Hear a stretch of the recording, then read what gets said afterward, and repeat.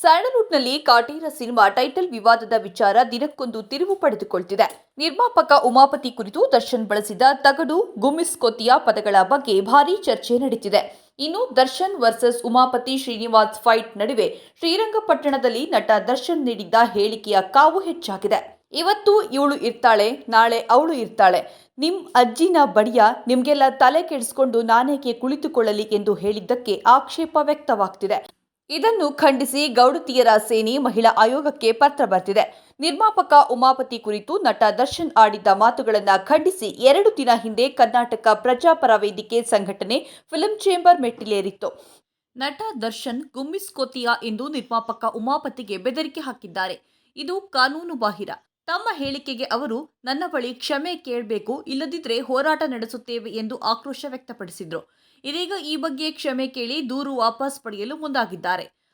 ಹೌದು, ಕರ್ನಾಟಕ ಪ್ರಜಾಪರ ವೇದಿಕೆಯ ರಾಜ್ಯಾಧ್ಯಕ್ಷ ಕನ್ನಡ ಶಫಿ ಇತ್ತೀಚೆಗೆ ಫಿಲ್ಮ್ ಚೇಂಬರ್ನಲ್ಲಿ ನೀಡಿದ್ದ ತಮ್ಮ ಹೇಳಿಕೆಗೆ ಕ್ಷಮೆ ಕೇಳಿದ್ದಾರೆ.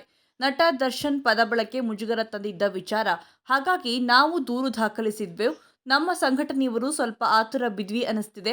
ಒಬ್ಬ ಬೆಳೆದಿರುವಂತಹ ದೊಡ್ಡ ನಟ, ಅವರ ಮನಸ್ಸಿಗೆ ನೋವಾಗಿದ್ದರೆ ಸಂಘಟನೆ ಪರವಾಗಿ ಕನ್ನಡ ಮನಸ್ಸುಗಳಿಗೆ ಕ್ಷಮೆ ಯಾಚಿಸುತ್ತಾ ನಮ್ಮ ದೂರು ಹಿಂಪಡೆಯುವ ಕೆಲಸ ಮಾಡ್ತೀನಿ ಎಂದಿದ್ದಾರೆ.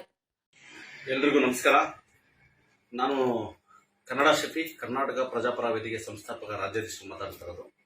ಇವತ್ತು ನಿಮ್ಮ ಮುಂದೆ ಬಂದಿರೋ ಉದ್ದೇಶ ಏನಪ್ಪ ಅಂದರೆ, ನಿಮಗೆಲ್ಲ ಗೊತ್ತಿರೋ ಹಾಗೆ ನೆನ್ನೆ ಕರ್ನಾಟಕ ಚಲನಚಿತ್ರ ವಾಣಿಜ್ಯ ಮಂಡಳಿಯಲ್ಲಿ ಒಂದು ವೇದಿಕೆ ಮೇಲೆ ನಟ ದರ್ಶನ್ ಅವರು ಪದ ಬಳಕೆ ಎಲ್ಲೋ ಒಂದು ಕಡೆ ಅದು ಮುಜುಗರ ತಂದಂಥ ವಿಚಾರ. ಹಾಗಾಗ್ಬಿಟ್ಟು ನಾವು ದೂರನ್ನ ದಾಖಲಿಸಿದ್ವು.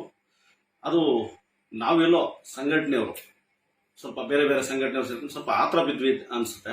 ಏನಕ್ಕೆ ಅಂದರೆ, ಎಲ್ಲೋ ಒಂದು ಕಡೆ ಒಬ್ಬ ಬೆಳೆದಿರ್ತಕ್ಕಂಥ ಒಬ್ಬ ಹಿರಿಯ ನಟ ಅಂತ ಹೇಳ್ಬೋದು, ಅವ್ರಿಗೆಲ್ಲ ಮನಸ್ಸಿಗೆ ನೋವಾಗಿದ್ದರೆ ನಾನು ಏನು ನಮ್ಮ ಸಂಘಟನೆಗಳ ಪರವಾಗಿ ಕನ್ನಡ ಮನಸ್ಸುಗಳಿಗೆ ಕ್ಷಮೆ ಯಾಚಿಸ್ತಾ ನಾನು ಆ ದೂರನ್ನ ಏನು ಕರ್ನಾಟಕ ಚಲನಚಿತ್ರ ವಾಣಿಜ್ಯ ಮಂಡಳಿ ಏನು ದೂರನ್ನ ದಾಖಲಿಸಿದ್ವೋ ಅದನ್ನು ಹಿಂಪಡೆಯುವಂಥ ಕೆಲಸ ಮಾಡ್ತೀನಿ.